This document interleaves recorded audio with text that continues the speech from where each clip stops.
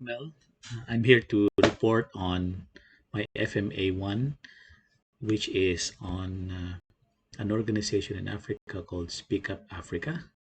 So this is in requirement of the COM 380 subject or course.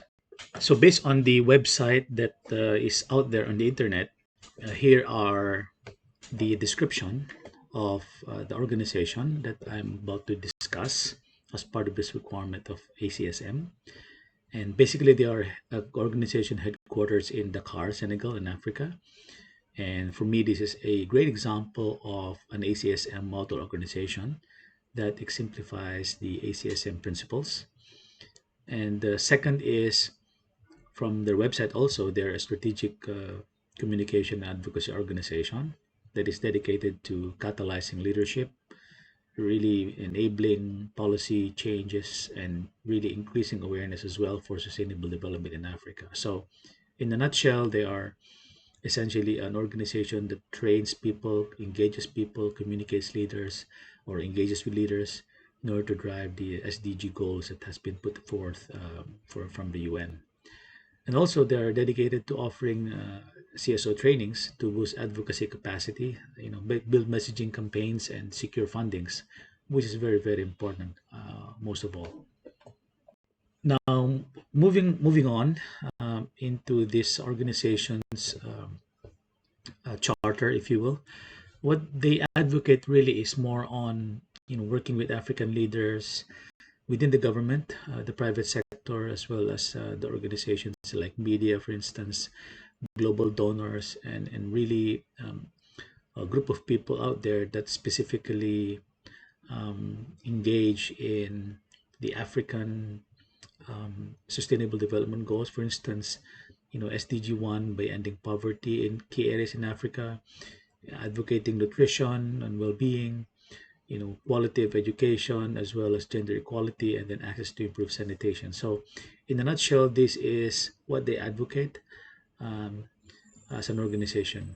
So, how do they position themselves from a communication aspect and putting it into action? So, by establishing connections with the government organizations and key leaders, this organization is putting into action a plan to push forward the agenda, a UN agenda for that matter, in Africa in order to meet the sustainable goals that is set forth. And the key people that they're influencing or trying to mobilize is or are policymakers, government leaders, civic society, media, donors, and other key organizations. So, in a nutshell, if you put forth a model for this organization, they're really into a good example of an ACSM because they're advocating something, they're putting in a strategic communication initiative, and then they're mobilizing all the resources in order to gather and come together to attain a specific objective.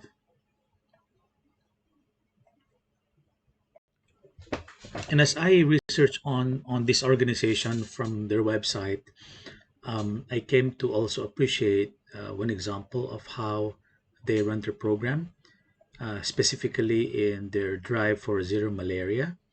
So, in essence, what they're doing is they're targeting a communication package in partnership with various organizations, and they're launching video campaign as well as meetings and conferences to tackle three objectives. Number one is to position malaria elimination as a strategic investment for economic growth.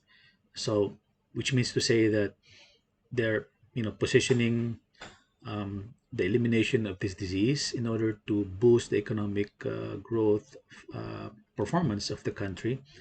Not just as the impact of the disease itself on people, but essentially, sending the message that hey, if we eliminate this disease, then people will have less sick, they will be totally well, they'll be able to produce more in organizations and companies and maybe even enterprises, and really focusing on the workforce because obviously workforce is also composed of people wherein sick people produce more and sick people produce less and well people produce more, right?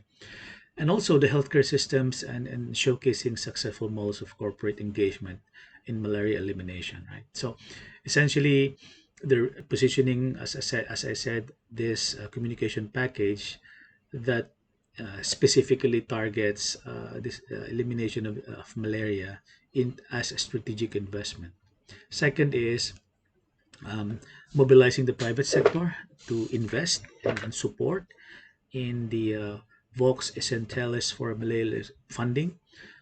So they're not just positioning the disease itself, but they're also engaging donors and potential organizations that can support them financially, so that with more funding, with better funding, with improved input of resources as finances, then they'll be able to mobilize more people, gather more resources, and really, drive this activity moving forward.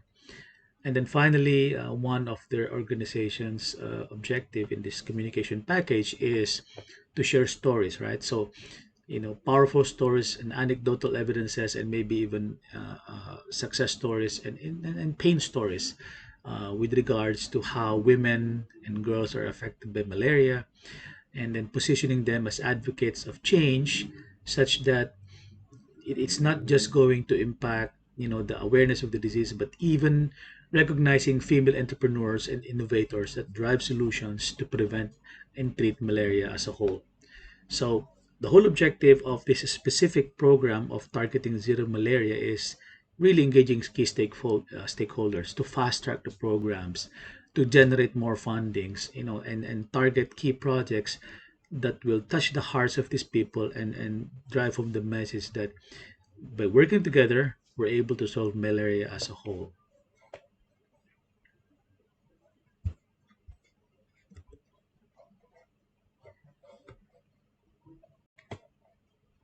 So one important aspect of the organization, as I dig deeper as well in how they're structured and how they run their organization as a whole, based off of their website only, I came to observe and perhaps even recommend some opportunities to improve and how this organization can be run better over time.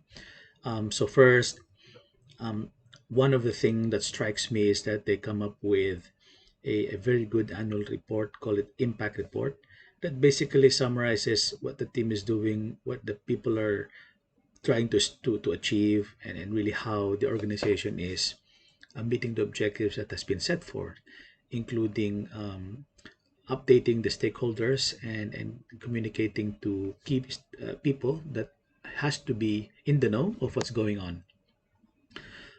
However, if I go deeper into the report, although they're putting in numbers in a summarized fashion, for me it seems like the organization probably has to come up with a better way to improve how they run by putting in what I call like key performance indicators. And really the goal is to put forth, success metrics in order for the donors, the stakeholders will be made aware of what are the metrics and yardsticks to measure their success overall. Second is, again, although maybe their website does not show the details of this, but it would be a good opportunity to demonstrate and showcase project tracking, and how they're actively um, achieving the goal that has been set forth. For example, if they target zero malaria, how what is the percentage right now in the areas that they're covering of the incidences of malaria? Is it percentage 10%, 20%, and so on and so forth, right? So having a project tracking that allows stakeholders and donors to track the progress of the projects that are out there would be beneficial for them as well. And finally, to me, one of the area that is critical to driving projects such as this would be what I call an effectiveness measurement, right? So although they have an impact yardstick that showcases all the numbers as far as the incidence is concerned, how many dollars have been recovered, or or donated and so on and so forth. For me, an effectiveness verification measurement or yardstick is when you try to implement a program, how effective are your actions to achieving your goal, right? So for me, I did not see this effectiveness measurement indicator in their website, and maybe, like I said, maybe it's already out there in when they're making presentations to their donors. Maybe it's not in the website per se, but for me, this is a good indicator to demonstrate again how their impact is really trickling down to the right people, if you will. So here is a example of their what they call an impact report, and this is a very good overall summary of what the organization is doing by focusing on key specific messages. For instance, letting the stakeholders and donors um, be made aware of the updates and progress of different projects. So here you can see an update into the investment that the donors have been making into the malaria elimination, and also investing in gender equality, expanding their reach, supporting leaderships, and their partnership with media by putting in some numbers as far as engagement is concerned. This is very, very good for me as a way to demonstrate their impact. Also, if you look at this report, they're also putting in communication packages that seeks to again demonstrate the progress of the whole program of targeting zero malaria, moving forward, improving the health and well-being of young people, championing digital and global health R&D, as well as improving access to sanitation. So specifically targeting on the SDG goals that have been put in place at the beginning, at the outset of the organization is very good, right? And putting in summarized numbers to demonstrate the progress as well as the tracking of these initiatives is also very good.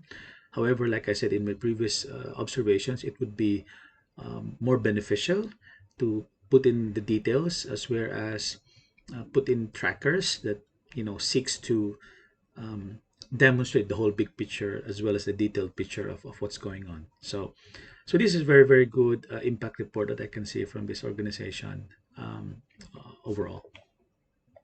So in this concept map, I'll sort of put together a process map that basically demonstrates ACSM and how the whole concept is interpreted in the context of our lesson in thesis 380. So if I'm going to sort of put together a concept map to crystallize ACSM, and here are the three concept map I have generated by using the input, process, and output methodology, which pretty much shows us on the left hand side of the model what are the inputs to a specific process, and in the middle would be the specific process being discussed or being conceptualized, and then finally on the right hand side you'll see the output of that particular process.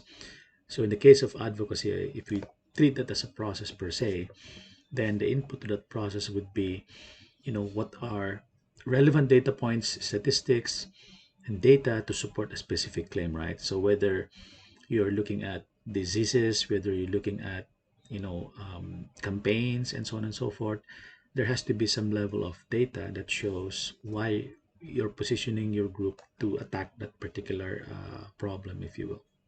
Second is by putting in stories of victims and maybe even people that are in need of help, you're also putting in and crafting a message that is part and parcel of the input of that particular process in general. And third, it would be good also to sort of put together the current and past state of affairs, specifically in an area where you're looking at, for instance, if you're looking at disease control, what is the current state of affairs? Is it getting worse? Is it flat? Is it getting better? Right. So all of that will be part and parcel of the input of this process model that I'm just sharing to you. And then, of course, the output of that particular process, in this case, advocacy, is change behavior, right? Specifically in the key stakeholders that we want to target to make decisions, mindset change as well as outlook change, because ultimately We are influencing policymakers, we're influencing stakeholders, and then change of mind and change of heart so that they're able to support the advocacy that we are positioning ourselves to. Now, going into deeper into the communication process model in the context of ACSM, the input to this, if we treat it as a process, is that in order for us to have an effective communication channel to influence behaviors and mindset of our stakeholders, we should tap on social media platforms that are very popular to have a wider audience, and then customize stories and videos in order to send home the message to the people that we're trying to influence. Second is by putting in bite-sized information and just zooming into specific change of behavior that we want to target, then it will be more effective as far as the communication process is concerned. And then finally, by putting in experts for added credibility of messaging is also a key component of this communication process. So because ultimately, um, if you put in an expert in the field of study, then people that will be listening to his message would be more convinced, and then they'll be able to have a certain respect as well as authority coming in from that speaker specifically. Then finally, if we again treat social mobilization as a process, then the key component of this, and this is not an exhaustive approach of the process concept, but it's just a specific area where I put together for this particular study. By engaging in small group activities with specific leaders for their active support, then we can start, looking into that as a impetus for change.